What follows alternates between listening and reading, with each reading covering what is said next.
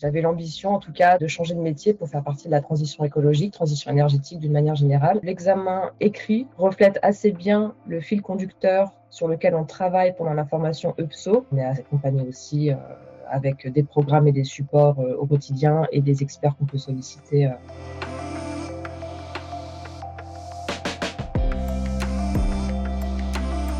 Je suis Lauriane, j'ai suivi la formation chez EPSO en tant que chargée d'accompagnement à la rénovation énergétique du bâtiment. Je suis issue d'une reconversion professionnelle, pas du tout dans le milieu de la rénovation énergétique, mais plutôt dans la culture. J'avais l'ambition, en tout cas, de changer de métier pour faire partie de la transition écologique, transition énergétique d'une manière générale. Donc moi, c'est vraiment une reconversion pour le coup totale. J'ai pu démarrer juste après ma formation un poste en tant qu'aujourd'hui de chargée de mission au sein des copropriétés. Donc j'accompagne les copropriétés parisiennes dans leurs travaux de rénovation énergétique. La chance que j'ai pu avoir, c'est d'obtenir ce poste avant même d'avoir passé l'examen, simplement puisque j'avais un laps de temps de plusieurs mois entre le moment où j'ai terminé ma formation et le moment où j'ai passé l'examen. Il s'est passé à peu près 6 mois. J'ai continué de réviser et d'approfondir mes connaissances, toujours avec le support de PSO. Je suis ravie aujourd'hui de pouvoir apporter à la fois des conseils techniques, des conseils financiers et de les accompagner tout au long d'un parcours de projet de rénovation.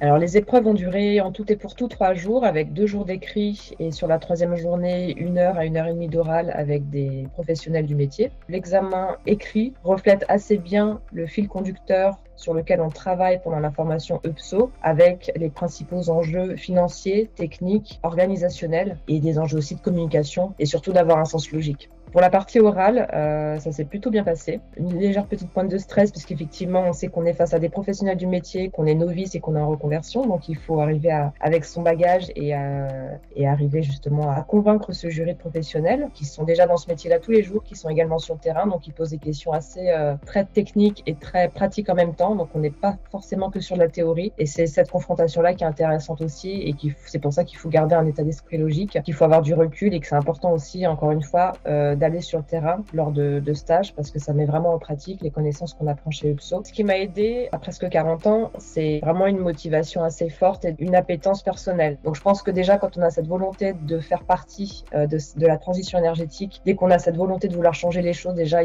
je pense que c'est 50% de la motivation, donc ça aide énormément quel que soit l'âge. Et d'autre part, de se conforter quand même aussi, moi en tout cas ça m'a beaucoup aidé de pouvoir rencontrer des professionnels avant de me lancer, de pouvoir poser un maximum de questions, de pouvoir faire même des stages. Ça peut être même un stage d'1 semaine, 2 semaines, donc c'est assez court finalement. Et je pense que c'est un gain de temps aussi pour la suite avant de commencer sa formation. Ça a été quand même une période assez longue pour moi, donc très soulagée.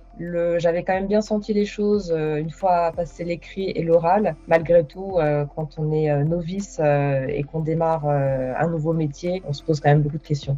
Alors, si je devais repasser une formation, c'est un format que je pourrais retenter, le format à distance, notamment parce que j'ai eu la chance d'être accompagnée à plusieurs reprises par des experts en visio, donc qui m'ont quand même apporté un support humain et gardé ce contact humain qui me semblait assez important.